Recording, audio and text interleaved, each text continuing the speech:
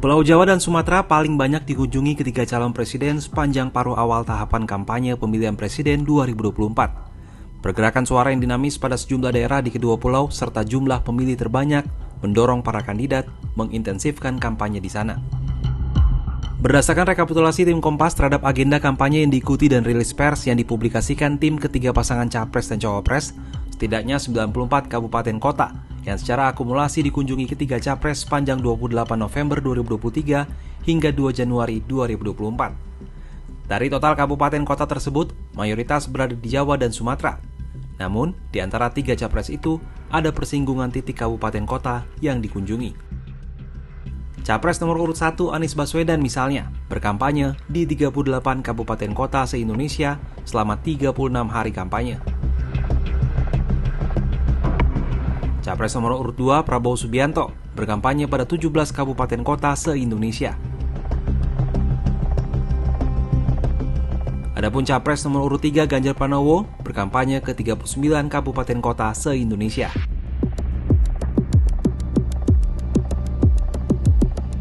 Tim pemenangan nasional Anies Baswedan Muhaimin Iskandar mengatakan penentuan wilayah kampanye berdasarkan segmentasi basis elektoral dari Capres, Cawapres, dan parpol pengusung. Dari ketiga faktor tersebut, Jawa menjadi basis utama karena memiliki jumlah pemilih potensial yang besar. Bahkan jumlah pemilih di Jawa Timur, Jawa Tengah, dan Jawa Barat mencapai 46% dari total daftar pemilih tetap pemilu 2024.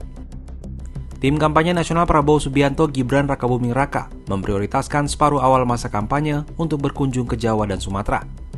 Catatan Kompas, beberapa wilayah yang secara spesifik dikunjungi adalah Serang, Pandeglang, Lebak di Provinsi Banten, Cilincing di DKI Jakarta, Semarang di Jawa Tengah, Kabupaten Agam dan Kota Padang di Sumatera Barat, Blitar dan Probolinggo di Jawa Timur, Bandung Jawa Barat, dan Banda Aceh di Aceh.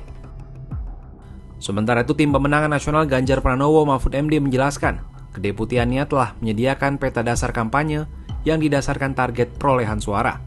Peta tersebut juga menampilkan perkembangan kecenderungan pemilih di semua wilayah. Itu semua dilakukan secara daring sehingga dapat dipantau langsung dari waktu ke waktu, serta dilaporkan secara rutin kepada Capres-Cawapres dan TPN. Kepala Departemen Politik dan Perubahan Sosial Center for Strategic and International Studies, Arya Fernandes menganggap wajar jika para capres memprioritaskan kampanye di Jawa dan Sumatera. Sebab jumlah pemilih di kedua pulau tersebut mencapai hampir 80% dari total jumlah pemilih secara nasional. Lebih dari itu, ia melihat intensitas kampanye ke Jawa dan Sumatera menjadi lebih tinggi dalam beberapa waktu terakhir karena para kandidat mengincar suara dari basis dukungan parpol.